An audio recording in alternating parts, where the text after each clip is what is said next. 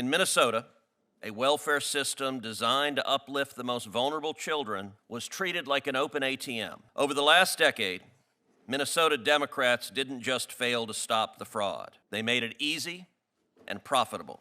Al-Shabaab, the U.S.-designated foreign terrorist organization and al-Qaeda's affiliate in Somalia, controls large swaths of territory and systematically extorts money moving through its financial channels. When billions of dollars are stolen from U.S. welfare programs and sent abroad, there is no credible way to ensure those funds do not enrich jihadists within Al-Shabaab. The single largest funder of Al-Shabaab, a terrorist organization in Somalia, is the taxpayers of Minnesota. There are few crimes more morally repugnant than stealing from vulnerable children. Every dollar stolen is a meal not eaten, a doctor's visit missed, and a future diminished. Child welfare fraud plunders our children's potential and erodes our nation's future. And disturbingly, at the start of this new year, America has learned that this kind of looting was not occurring in some distant or lawless place, but in the heart of America's Midwest. Federal prosecutors in Minnesota now estimate that half or more of the $18 billion spent since 2018 across 14 Minnesota welfare programs may have been lost to fraud. If confirmed, the amount stolen would rank among the largest welfare frauds in American history. In Minnesota, a welfare system designed to uplift the most vulnerable children was treated like an open ATM, exploiting both taxpayers and the public trust extended to immigrant communities. Over the last decade, Minnesota Democrats didn't just fail to stop the fraud. They made it easy and profitable, and in a totally lawless fashion, silenced anyone who pointed it out. Taken together, the record shows that the fraud was not accidental or unforeseeable, but was the product of deliberate inaction, willful blindness, and calculated abuse. Today, we will proceed in three parts.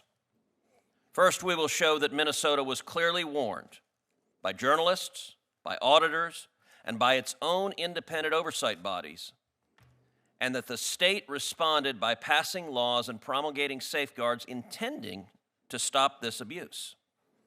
Secondly, we will examine how Minnesota's Democrat leadership deliberately turned a blind eye, failed to enforce those safeguards, and in some cases retaliated against those who tried to sound the alarm.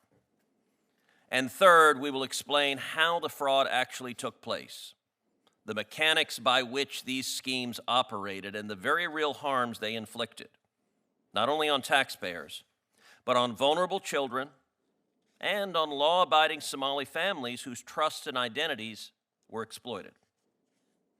First, Minnesota was warned. Let me be clear about one foundational fact. Minnesota was not caught unaware. Minnesota was warned repeatedly, unmistakably, and years in advance. This fraud did not arrive suddenly. It did not emerge from an unforeseen loophole, and it did not occur without notice. As far back as 2010, the Milwaukee Journal-Sentinel exposed widespread child care fraud across the upper Midwest in a Pulitzer Prize-winning investigation that sent a clear warning to regulators, providers, and the child care industry as a whole. Without strong oversight and verification, fraud would flourish. Minnesota was on notice. Nearly a decade later, those warnings were no longer journalistic. Now, they were official. In 2019, the Minnesota Office of the Legislative Auditor issued a formal report examining Minnesota's Child Care Assistant Program, the CCAP. The Legislative Auditor identified serious deficiencies in oversight, including inadequate attendance verification, weak financial controls, fragmented enforcement, and an over-reliance on provider self-reporting. The auditor warned plainly that these conditions created a high risk of fraud. Critically, the auditor estimated that approximately $100 million of child care assistance programs funds had already been lost to fraud. Minnesota Democrats responded, but not out of vigilance, out of political necessity. The report landed just months after they won their new majority in the state legislature in the 2018 elections. Faced with a damning audit and mounting political pressure, Democrats acted, on paper at least. Following the 2019 report, the legislature amended CCAP statutes and promulgated new enforcement policies designed to close precisely the gaps the auditor had identified.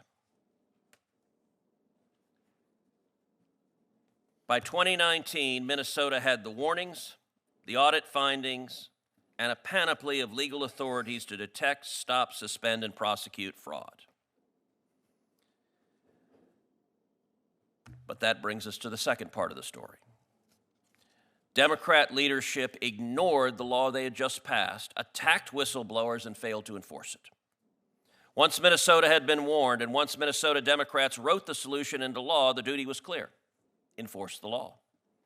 Instead, they treated legislation as a press release, not a mandate, providing political cover while allowing the money to keep flowing. Federal audits later confirmed what internal staff had warned all along. Minnesota failed to verify attendance, failed to use its suspension authority, and failed to intervene early when red flags appeared. What's worse, rather than go after the fraudsters, the state went after the whistleblowers. On January 31st, 2026, the Minnesota Star-Tribune reported that staff at the Minnesota Department of Human Services repeatedly flagged fraud risks and lax safeguards, only to have those concerns ignored, dismissed, or met with retaliation.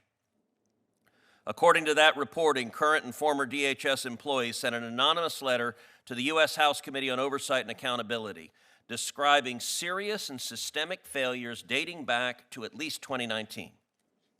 Employees reported being reassigned, called racist and xenophobic, sidelined, excluded from key discussions, and in some cases subjected to what they described as threats or workplace surveillance after raising red flags. Minnesota's Democrat leaders did not reward integrity. Instead, they punished it. When bipartisan legislation was introduced to establish an independent inspector general, Minnesota Democrats blocked it. The Democrat House Speaker at the time explained why. An inspector general, quote, is not part of the budget framework, citing an $18 million cost over 4 years. As billions were being pilfered by fraud and as whistleblowers were being silenced and punished, Minnesota Democrats had the gall to say that an inspector general costing only $4.5 million a year was too expensive. That wasn't fiscal prudence, that was a choice. It was willful blindness. The programs move billions of dollars each year, and they're concentrated within a relatively small number of administrative pipelines. Minnesota's Somali community receives welfare benefits at rates far higher than the state average, making these programs both financially significant and politically sensitive. In a state where the two closest statewide elections were decided by less than 1%, the Somali community votes overwhelmingly Democrat. The numbers are stark. 81% of Somali households in Minnesota receive some form of welfare, 81%, compared to 21% of non-Somali households. 54% of Somali households receive food stamps compared to 7% of non-Somali households. 73% are enrolled in Medicaid compared to 18% of non-Somali households. And 27% receive cash assistance compared to 6% of non-Somali households. In December 2025, Minneapolis resident David Hoke, who's here today, accompanied by journalist Nick Shirley, visited child care centers, autism clinics, and healthcare facilities across Minneapolis. They went on a Tuesday, not a Saturday, not a holiday, not in the middle of the night. Tuesday during the day. What they found: blacked out windows, misspelled or non-existent signage. I will say we will always remember the Leering Center that promoted good leering. Multiple, quote, providers registered to the same address and no kids present. It's amazing having child care centers and autism centers with no kids. And by the way, it's not subtle. You walk up, there's no toys, there's no kids, and the windows are blacked out. This is not hidden. It is obvious, except for the Democrats that didn't want to see it. Had the state done its job, had it sent inspectors instead of press releases, that fraud would have been obvious. To understand just how calculated this fraud became, consider the most disturbing example of all. In September 2025, federal prosecutors charged Asha Farhan Hassan for orchestrating a $14 million fraud scheme against Minnesota's EIDBI autism program. The program exists to provide medically necessary early and intensive care to children with autism. Fraudsters turned it into a profit engine.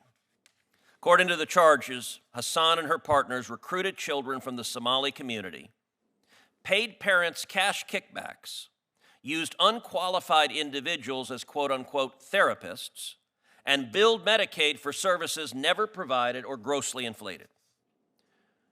Where a child did not already have an autism diagnosis, the scheme allegedly worked to obtain one. In other words, there was no child they could not qualify because the diagnosis itself became the means to an end. According to the University of Minnesota, 1 in 12 8-year-old Somali children in Minnesota was diagnosed with autism, compared with 1 in 28 non-Somali children statewide. In Minnesota, Somali children are 7 times more likely than their non-Somali peers to receive autism quote-unquote treatment. These figures show extraordinary concentration and extraordinary billing, the precise conditions fraudsters exploit. And here's the deepest human cost: telling an immigrant child that he has autism, not because he does, but because someone wants to get paid. Imagine the weight of that diagnosis on parents who may not speak English fluently, who trust authority, who believe the government would never lie about their child's health. That label can follow a child for life, shaping education, self-image, and opportunity. Doing that for financial enrichment is not merely fraud, it is the deliberate exploitation of children and the calculated betrayal of parents. And once fraud proceeds are laundered and sent overseas, in 2023, the Somali diaspora sent nearly $2 billion back to Somalia. Once they're sent overseas, they're effectively unrecoverable.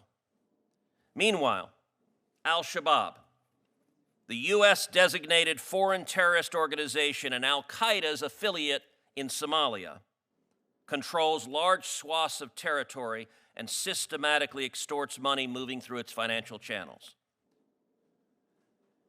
When billions of dollars are stolen from U.S. welfare programs and sent abroad, there is no credible way to ensure those funds do not enrich jihadists within Al-Shabaab. As one confidential source told the Manhattan Institute, the largest funder of Al-Shabaab, an Islamist terrorist organization in Somalia, is the Minnesota taxpayer. Listen to that again. The single largest funder of Al-Shabaab, a terrorist organization in Somalia, is the taxpayers of Minnesota. Taken together, the evidence before this committee leads to one unavoidable conclusion. Minnesota was warned. Minnesota's Democrat leadership failed to enforce the laws it passed, and that failure allowed organized fraud to flourish, harming children, betraying families, and robbing the public of trust and resources. This hearing is necessary because Minnesota's elected Democrats were complicit in this fraud.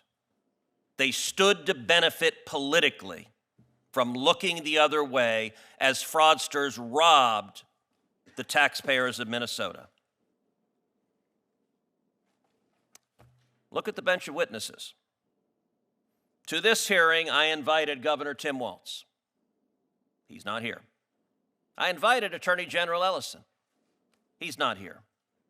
I invited Mayor Fry and Tiki Brown, the commissioner of the Minnesota Department of Children, Youth, and Families. Not one of them agreed to testify and defend his or her conduct. They are hiding out after having served as the lookout in a bank robbery that was robbing the taxpayers of Minnesota. The people of Minnesota and the American people deserve better. And not a one of these Democrats has given any credible excuse why they're terrified to answer questions.